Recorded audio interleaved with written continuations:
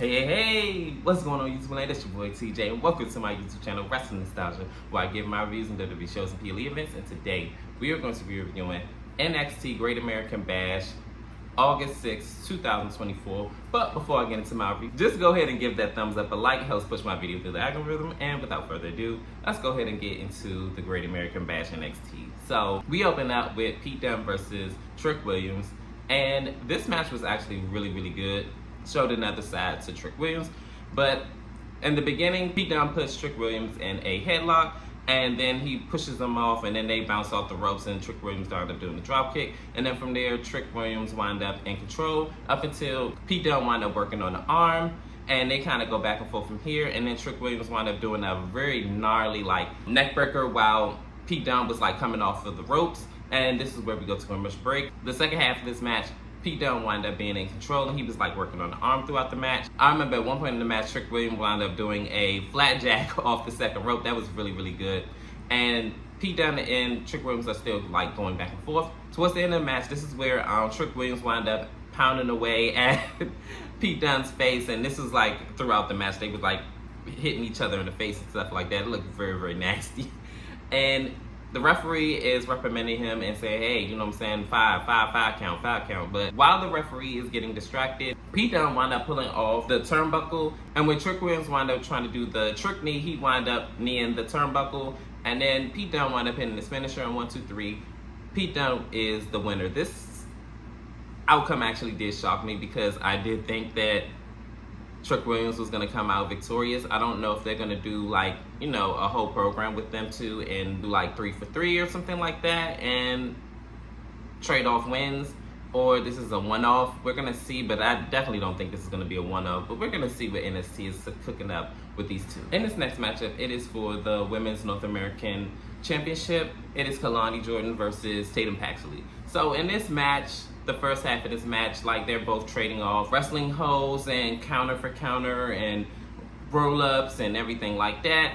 And nobody had the clear advantage until right before the commercial break, where Kalani Jordan is having the advantage, a little bit more of the advantage, and Tatum Paxley gets under the ring, and then she winds up attacking the leg, and then after the commercial break, she winds up focusing on the leg, and then towards the end of the match, as Kalani Jordan is fighting her way up, she winds up hitting a 5-star frog splash, and then 1, 2, 3, she winds up successfully retaining her Women's North American Championship, because nobody does it like Lonnie. And after the match, for whatever reason, Wendy Chu came out, and then she wound up putting Tatum Paxley in a sleeper hold, and Kalani goes and checks on her, but I guess Wendy Chu's gonna be her next challenger, I guess. But anyways, that ends that match. I'm gonna be honest, right? With Kalani Jordan, I do feel like she has the tools to become a great women's wrestler, right? She, bar none. I can't take that away from her. She definitely gives it in the ring. She, I can't remember a bad match that she had. And maybe she may botched here and there, or maybe it's just you know what I'm saying? But other than that, she really always goes in there and she leaves it in the ring, goes all out. But I feel like the thing that's in her way is no real personality, because she is the prime example, and I hate to say this, this may be a hot take. She is the prime example of why you don't do hot shot booking. Let's be honest. Before the women's ladder match for the Women's North American Championship, who in there, please comment down below. Who said Kalani Jordan should be the next North American Women's Champion? Or the first? I'll wait. So when she won it, it just was I wasn't upset. It just took me by surprise. I was and then with this match, it showed me why you don't do hot shot booking, because Tatum Paxley is a heel. She was getting cheered. And then when Kalani Jordan won the match, I could just feel the energy just get sucked out of the NXT audience. Watch the match back. I don't remember them I heard some of them boo. And again, she seems like a sweet girl. She has everything far as the wrestling abilities there. It's just the personality just isn't clicking, and it's not clicking with the NXT audience. Again, this is why you don't do hot shot booking, and this is why you go with what the majority really wants, or at least a good majority of the fans, because people aren't really feeling her. It's just her personality thing is just not there. Great girl. She seems like a sweet person outside of the ring. Like, I have nothing against her. It just, her personality just falls flat. And I feel like maybe with some, and I know everybody like, oh, well, yeah, everybody just want them to go heel. I mean, it probably would help her. Like, her personality is just, it's not clicking. You're clicking, but you're clicking down. But no, all seriousness though, like, I just feel like maybe if she does go heel and show like a different side of her and really go all out, maybe she'll probably get more cheers than boos, even with her doing dastardly things. I don't know. I just, as far as her personality wise, it's clicking down. In this next segment, it is Pete Dunne, and he said Trick has all the talent in the world, but if he wants to represent this new generation, which I proved that I was the better man tonight, he's gonna have to really step up. That's why I think he was gonna go with what he said, but he got interrupted when he said if Trick, and then Trick was like, yeah, check this out, Pete. So then he went swinging for the fences, and they are both fighting it out. Oh my goodness. So that answers my question. They are not over this. This is not done. This is not a one-off. They're definitely going to be continuing this feud. So we're going to see what's going to happen between these two in the upcoming weeks on NXT. In this next matchup, it is for the NXT Championship, Ethan Page versus Oro Mensah. So in this match, Oro Mensah kind of gets the best of Ethan Page, but they first start off with the collar and tie-up, and then they, you know, trade on wrestling hoes and feeling each other out and things like that. And up until the commercial break, Oro Mensah has the advantage. But after the commercial break, this is where the ties kind of turn, and Ethan Page is like kind of getting the best of Oro. And I remember at one point when they were outside of the match, he put him through the picnic table twice. I was like, oh my goodness. And I guess the referee just said, look, this can't end in a count out or disqualification. Look, y'all do what y'all gotta do. Felt like we was almost back in the Attitude Era days. But he gets him back in the ring, he DDTs him, he gets a 2 count, and then Oro Mensah gets a little bit of fake back in him, and then he winds up trying to roll him up and keep trying to get the quick wins like how he did last week when he rolled him up, but it does not work this time. But unfortunately, Oro's championship aspirations went out the window when he got hit with the Eagle's Edge, and then 1, 2, 3, Ethan Page successfully retains the NXT championship. I'm gonna be honest, this match was not bad, but it didn't really have like a whole lot of steam to it, and I hate to say it. I see why this wasn't the main event. Let's move on. Say no, I'm playing. But I feel like Oro has the potential to be a top star in WWE. He has a great moveset. He definitely has the personality. I just feel like, I don't know, it just, to me, the match itself, I feel like it could have been just a little bit better.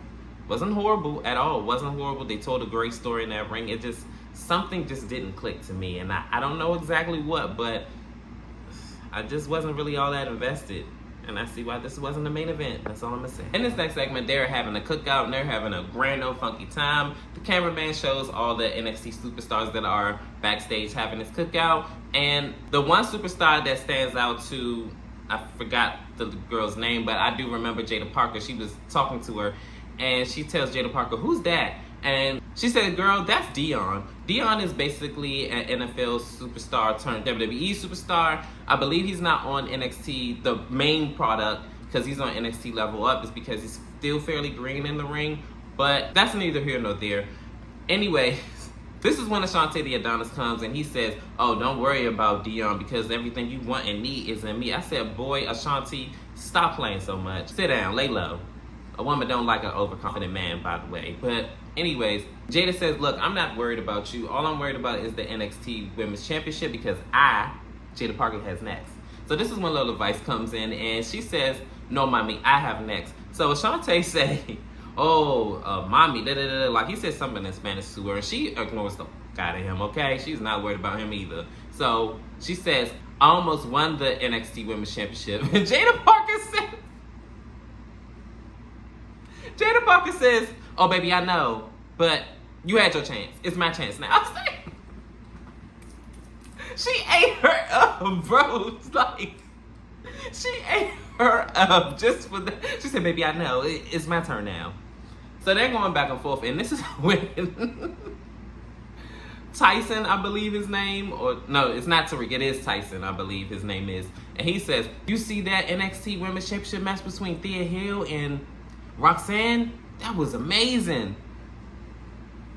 Jada ate him up too. She said, "Me boy, ain't nobody asked for your opinion." Yo, so they going back and forth.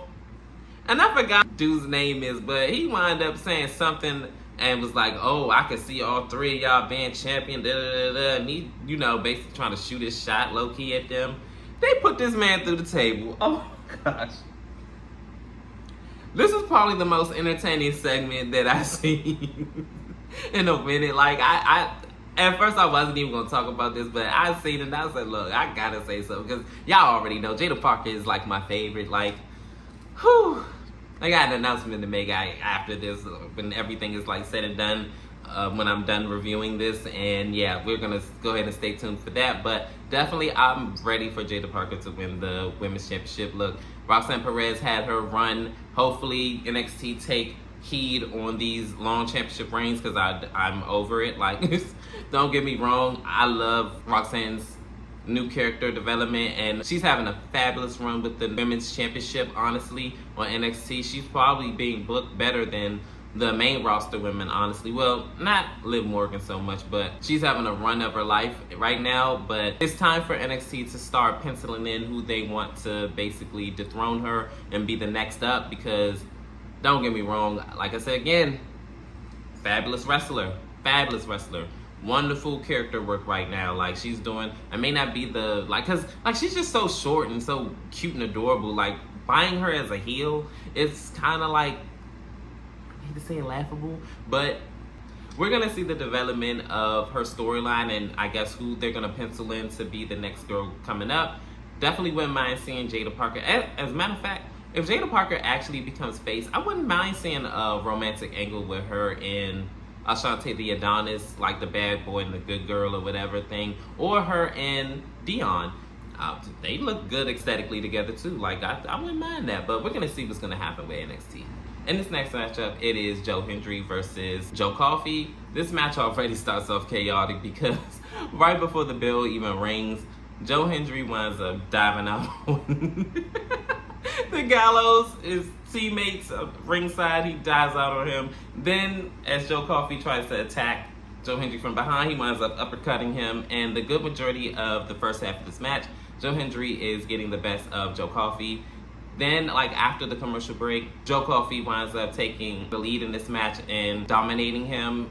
And then a little bit back and forth later, he winds up getting attacked by the Gallows.